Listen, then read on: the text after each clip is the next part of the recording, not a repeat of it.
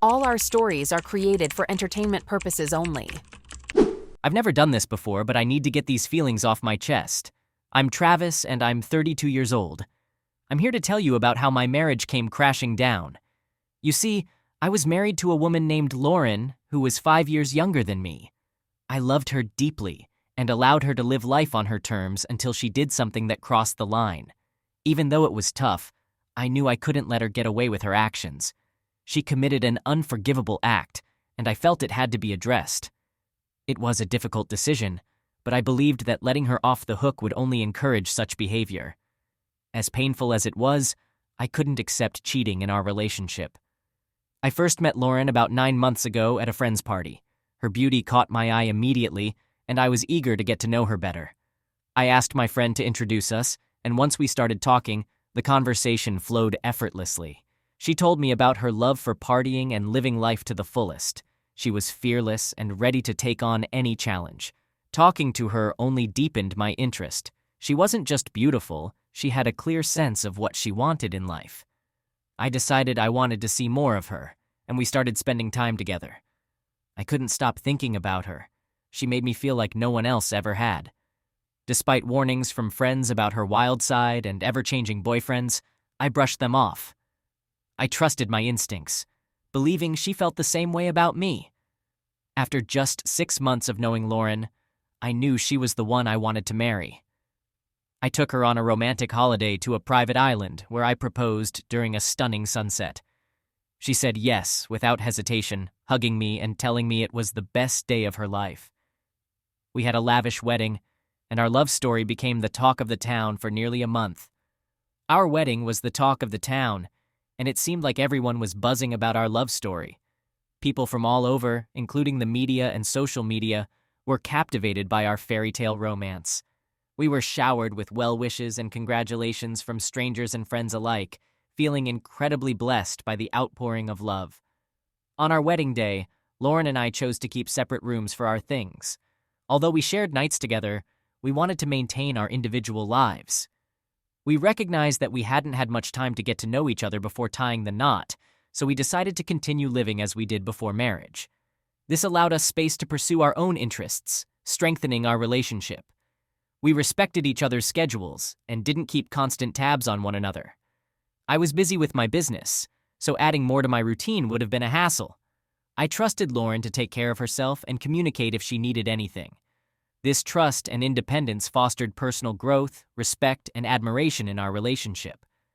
To celebrate our marriage, I organized a 5-day cruise for Lauren and her best friends. I didn't join them to avoid making things awkward. Instead, I focused on making her happy. I believed this would create memorable experiences for her with her closest friends. Even after marriage, Lauren continued her partying lifestyle, coming home late and sometimes drunk. I talked to her about it, and she explained that it was overwhelming for her, as she wasn't used to this kind of life. She mentioned not growing up wealthy like me and needing time to adjust to being a wealthy man's wife. I understood and gave her the space she needed to adapt. It's been almost 3 months since we got married, but Lauren still kept her separate room. We shared love and passion at night, but there was an emotional gap between us. I wondered if there were deeper issues causing her to maintain this space. I wanted her to feel at home and trust me completely. I thought about talking to Lauren about my unhappiness and our relationship concerns. Would she be open to understanding my perspective? I decided to wait a week before having an honest conversation about our feelings. One day, I came home early to grab some papers for a meeting. Lauren wasn't there, probably out with friends. Curiosity got the best of me, and I checked her room for clues to understand her better. While looking, I found an invitation to a private party in her name, organized by a group of men. The invite mentioned her as the most beautiful woman deserving every man's love. It was at a competitor's private villa. I decided to investigate and called Lauren to confirm her whereabouts. She said she was at a friend's house for a sleepover. I trusted her but wanted to make sure. I suspected something odd at this party and needed to find out. I arrived at the party location and parked my car outside. I didn't see anyone at the gate, so I let myself in. Inside, the music was blaring, making my ears ring. Many cars lined the path to the villa. Lauren's car was right at the entrance, confirming she was at the party, not her friend's house as she said. I walked toward the front door but decided not to ring the bell. Instead, I checked along the wall for an open window to peek through. I spotted a window with its blinds open a bit further down. I cautiously tried to look inside without being seen. I could see a group of guys laughing and holding drinks. The music was too loud to hear their conversation. Then I noticed most of the men were barely dressed, some shirtless, others in their underwear. They were all focused on something lower down that I couldn't see. I couldn't understand why Lauren would be at a party like this. I was about to give up and ring the doorbell when I saw Lauren in the midst of those men, wearing only her underwear and holding onto her briefs. I was shocked, feeling numb. Just when I thought it couldn't get worse, one of the men kissed her. She laughed as they cheered. I was filled with anger and decided to storm in and take her away. But then I had an idea. I went back to the window and started jotting down the names of everyone there. There were 6 men, plus Lauren. I was furious and frustrated, wondering what I could do if I took Lauren away. All 6 men were my business rivals, and I couldn't let them mock me because of her. So I left them to it and planned to get back at them later. As I drove away, I couldn't believe what I'd witnessed. I'd given Lauren everything she wanted and more. We had an active bed life and shared wild nights and days together. I couldn't understand why she needed to go to such extremes for fun. But dwelling on why wouldn't help. All I could think about was getting back at Lauren and those men who betrayed me. Anger and a desire for revenge consumed me. I needed to come up with a plan to make them pay for what they did and make things right. I was getting angrier by the minute and was determined to ensure they faced consequences for messing with me. The next evening, Lauren came home as she said she would. I was waiting to see how she'd act after everything that had happened the night before. Surprisingly, she seemed pretty calm and composed, considering she had cheated on her husband with 6 men. I tried to act normal and asked her about the sleepover. She told me it was fun and that she caught up with her friends. I waited for her to freshen up so I could put my revenge plan in motion. Afterward, when she sat beside me, I told her I was planning a 2-week business trip and had hired a personal secretary named Catherine to assist me during that time. I called Catherine into the living room to introduce her to Lauren. Lauren greeted her, though she didn't look thrilled. I asked Lauren to rest while I discussed some things with Catherine. She said she was tired, which was understandable after her night with those 6 men. Lauren probably wasn't too pleased with me showing such interest in Catherine, but she had no choice but to go along with it. I walked away with Catherine, placing my hand on her backside to make sure Lauren noticed. I spent an hour with Catherine, explaining her role to annoy Lauren and plant doubts about my relationship with her. My goal was to get Lauren to confess to her own wild activities behind my back. The next morning, Catherine went into our bedroom to wake me up, leaving Lauren shocked that she had access to our bedroom too. I quickly got ready and told Lauren I'd see her in 2 weeks. Catherine and I left home, and during those 2 weeks I stayed at a hotel to keep an eye on Lauren and gather information about the men from the party. I collected as much evidence as possible to use when the time was right. During my hotel stay, I carefully documented any suspicious interactions or behavior from Lauren, as well as any connections she might have had with the men from the party. Moreover, I discreetly gathered both business and personal info about those 6 guys because they shouldn't just get away with messing around with my wife.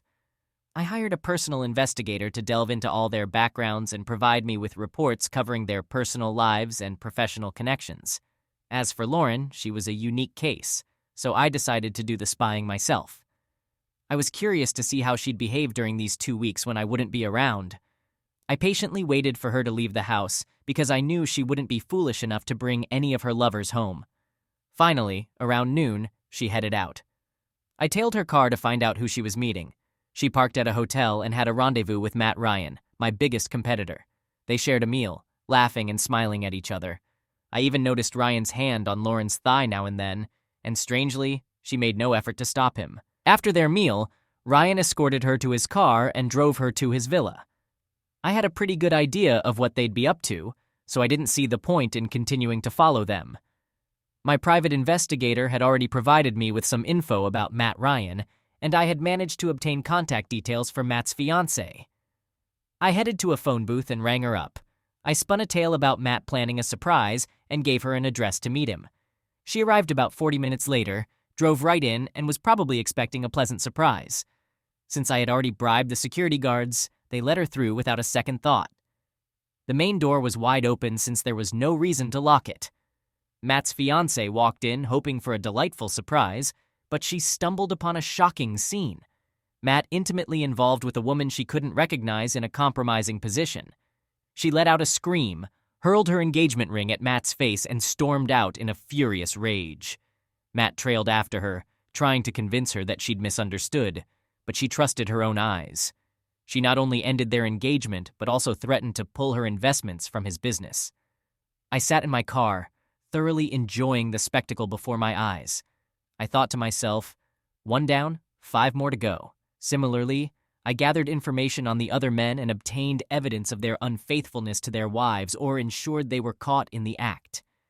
As a result, most of them faced financial losses or had to pay substantial alimony due to their cheating. But I had one major surprise in store for Lauren. I sent invitations to all the men she was involved with, inviting them to a party at a new venue to lift their spirits during this challenging time.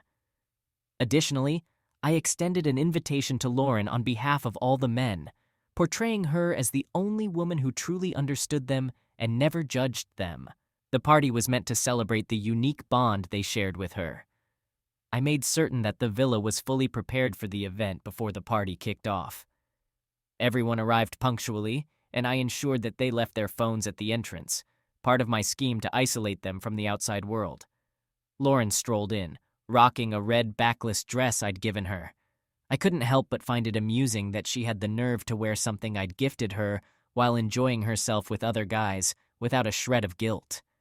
I'd installed cameras all over the villa, even in the bathrooms, because I didn't want to miss a single moment.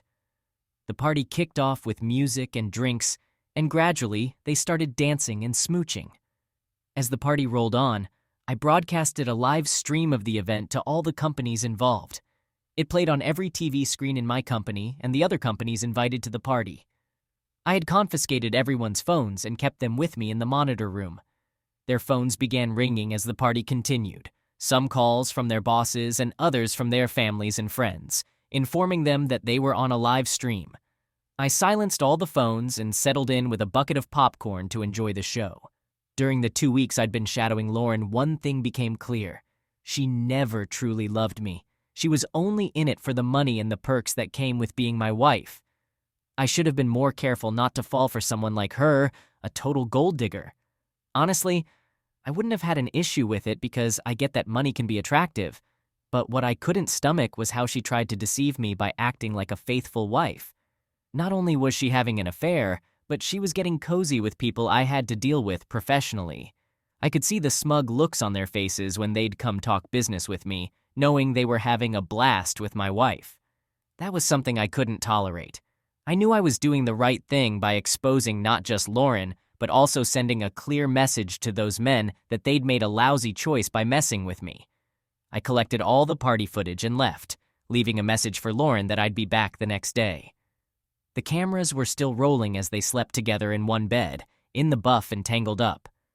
Some of the guys even left in the morning, and Lauren was the last to go. She saw my message on her phone and rushed home to freshen up and brace herself for my arrival.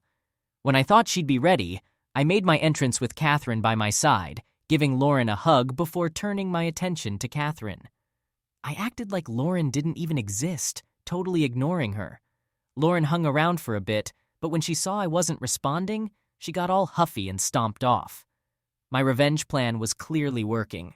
It's been a couple of days since I got back from my business trip, and I've been doing my best to steer clear of Lauren. I knew her other lovers were caught up in legal troubles with court cases and defamation suits, so they wouldn't be reaching out to her anytime soon. I'd also blocked all their contacts to keep Lauren in the dark about the footage and the chaos it caused. As time passed, I made sure Lauren felt like an unwelcome guest in her own home. Catherine pretty much took charge of everything around the house. She'd tell the cook what breakfast to make and dictate my dietary preferences. When Lauren tried to correct her, Catherine would just flash a smile and tell her I'd changed my habits, giving her a snarky look. Lauren eventually came to me, all worked up, complaining about Catherine taking over and meddling in things she wasn't supposed to. I told her to stop overreacting. Catherine was just better at handling things and doing a damn good job at it. But Lauren was still irritated, thinking Catherine's involvement was unnecessary and invasive. I wanted Lauren to think I was cheating on her so I could flip the script on her. So the next day I told her I wanted her to hang out with her friends and booked a club for her to have a good time. I knew she'd been feeling out of sorts at home lately. I'd be tied up late into the night so she could enjoy herself with her friends and come home later, boosting her spirits. I still had someone tailing her, giving me hourly reports on her whereabouts. No way I was trusting her again. I needed her out of the house so I could set up a surprise for her tonight. Little did she know, tonight would be unforgettable. As I meticulously planned everything, excitement bubbled up inside me. I couldn't wait to see her reaction to the surprise I had in store. Lauren stumbled in around midnight, totally plastered. When she walked into the living room and saw me sitting on the couch with Catherine on my lap, she was utterly bewildered. She stumbled towards us, shouting, "What the hell is going on?" I looked at her, grinned, and invited her to join us. She glared at us and told Catherine to get off my lap. But just as Catherine was about to comply, I told her to stay put. Lauren was seething with anger, convinced there was something happening between me and Catherine from the day she arrived. I chuckled at her nerve, blaming me for cheating when she was the one doing the same thing. I asked Catherine to give us some space and headed towards the home theater. Lauren followed me, careful not to trip, and stood beside me. I turned on the TV and something started playing on the screen. At first, she didn't get it, but as she kept watching, it dawned on her. It was the footage from her night with all those men. Her face went pale and she stared at the screen in disbelief. She finally asked me where I got it from. I couldn't help but laugh at her question. I found it amusing that she didn't even try to defend herself. I casually told her I'd recorded it myself. Her eyes widened in shock and she stuttered, trying to find the right words, but nothing came out. An awkward silence settled in the room as the weight of her actions sank in. Her guilt and regret were written all over her face. It was clear she'd been caught red-handed and was struggling to come to terms with it. I sat on the couch and started watching the footage with great enthusiasm. She kept glancing between the screen and me, unsure if I was angry or amused by the situation. I began commenting on what I saw on the screen, even complimenting her on something she did with one of the guys. It was a skill I appreciated, and I motioned for her to sit beside me so we could watch the whole thing together. She didn't have much of a choice, so she sat down with her head bowed in shame. At this point, she knew she'd made a massive mistake. As the footage played, I couldn't ignore the discomfort on Lauren's face. She clearly regretted her actions and knew she'd face consequences. I made her endure 2 hours of the footage and told her it was quite entertaining. She had nothing to say in her defense and started meekly with an apology. She explained that she got swept up in the moment with those men. They had challenged her to spend a night with them, and she couldn't resist the dare. I was actually quite impressed with how quickly she came up with this story. I nodded, pretending to buy into her tale, and decided to play along to test her storytelling skills. I pointed out that she could have used the fact that she was my wife to get out of that situation, but she claimed she didn't want to tarnish my reputation by revealing her identity. Her ability to spin these lies so smoothly was truly remarkable. I acted as if I felt sorry for her, making her think I believed she was the victim here. But just when she thought she had me fooled, I asked her to come to the dining table for a glass of water. I had her sit down, placing the glass on top of a piece of paper. When she picked up the glass, she saw the paper underneath. It was the same invitation she had hidden under the dresser. The glass slipped from her hand and shattered. In that moment, she realized that making up stories wouldn't work, as I knew everything she'd been up to. She fell to the ground, crying uncontrollably. Tears were her only defense at this point. There was nothing left for her to say or argue, and she couldn't justify her actions. After confronting her and getting her to admit to everything, I decided to kick her out of the house. I had no room in my heart or my home for a cheater like her. She begged for another chance, claiming she wasn't thinking clearly and got carried away. But I had learned from my past mistakes and wasn't about to repeat them. I firmly stuck to my decision, knowing that forgiveness wasn't on the table. It was a painful choice, but it was necessary for my own well-being and self-respect. Looking ahead, I promised myself that if I ever developed feelings for someone new, I would thoroughly assess their suitability to be a part of my life. This was the most significant lesson I took away from Lauren's betrayal. In just a week, I had my attorney serve her with divorce papers. I ensured she wouldn't receive anything from me after all the turmoil she had caused. I also made sure that some pictures and videos of her infidelity made their way into the media, exposing and humiliating her. I aimed to tarnish her reputation and make it hard for her to find employment. I even cautioned major companies against hiring her. I kept a private investigator on her tail to stay informed about her activities. I wanted her to experience the challenges of life without me. I hoped she'd regret her actions every day moving forward. I ensured she faced difficulties finding a place to stay and faced rejection when seeking employment. She refused to agree to a mutual divorce and insisted on alimony. I couldn't help but chuckle at her audacious demands for money and property. She even pretended to be pregnant to secure child support and property in the child's name.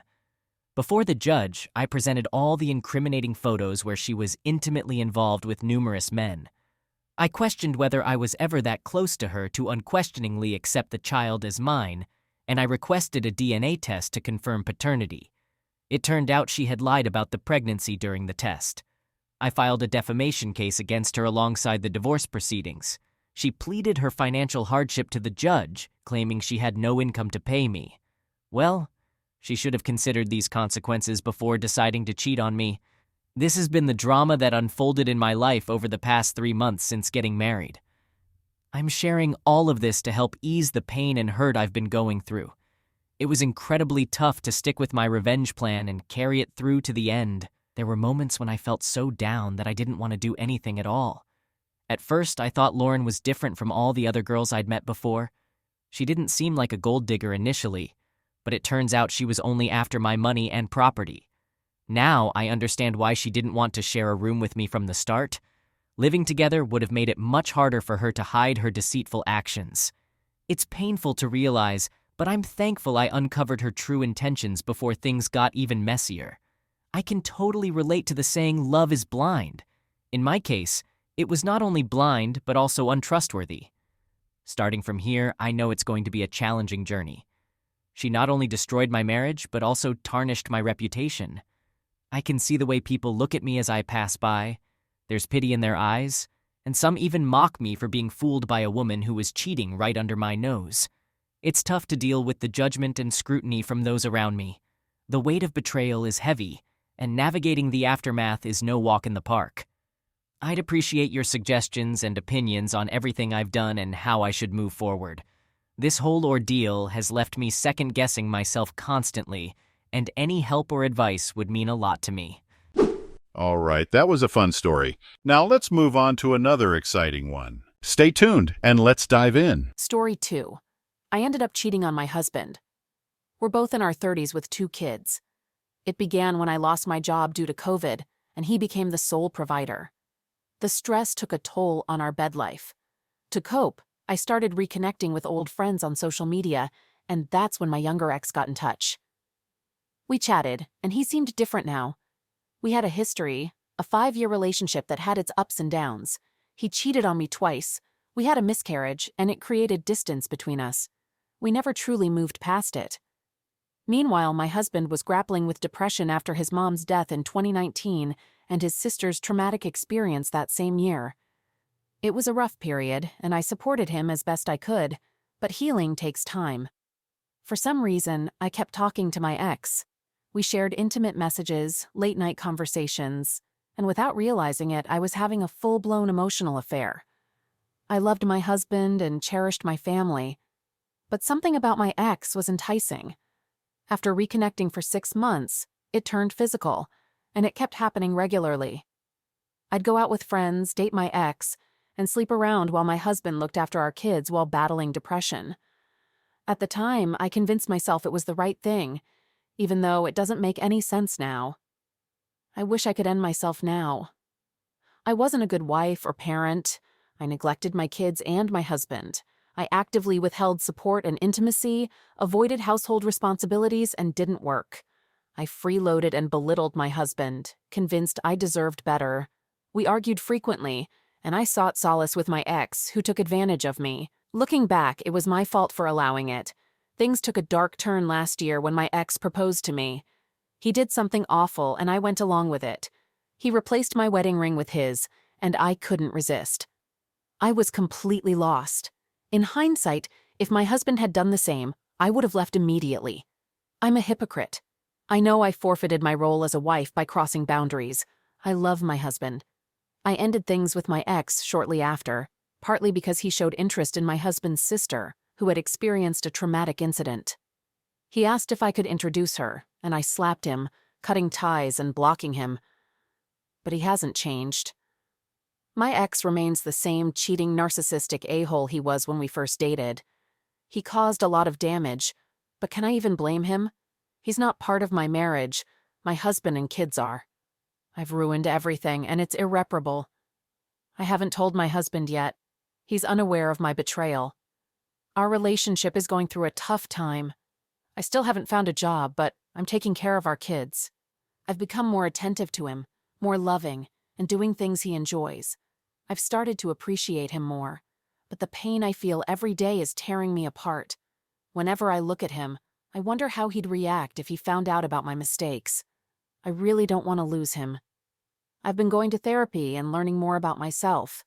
I've read books that made me realize that even though our marriage had some minor problems, like his depression, our financial issues, and my distance at times, I chose to ignore them and justify my affair instead. Every day, my husband and I are growing apart. I can feel it. There's this invisible distance between us. We don't talk as much, partly because of my past behavior and rudeness, which made him less affectionate. And he doesn't initiate intimacy anymore, because I rejected him during my affairs and even made fun of him. Now he rejects me every time and says he doesn't want me. I've gained weight, and he no longer finds me attractive. Even if I dress the way he likes, he doesn't compliment me. This year, he didn't plan anything for Valentine's Day for the first time. I made his favorite dinner, but when I served it, he said he didn't want it and went to bed because he was tired from work. I dressed up in his favorite outfit and did my hair the way he likes, but it didn't make a difference. It really hurt. I know I'm the one who messed up, but I want to make things right. I want to fight for my home, my family, my love, and my husband. I'm willing to do whatever it takes to make it work, I promise. However, there's a heaviness in my heart. I cry every day. I want to talk to him. I want to hold him and cry together. I know things have reached a point where it feels like the end, but it's not. I'm determined to fix my marriage. But every day serves as a painful reminder of what I did. His cold and distant behavior breaks me. I love him, and I made a terrible choice that's tearing me apart inside. I want to confess to him, be completely honest, but I don't know how to do it. My husband doesn't know, and I don't have the courage to tell him about my mistake. Can you help me figure out what to do?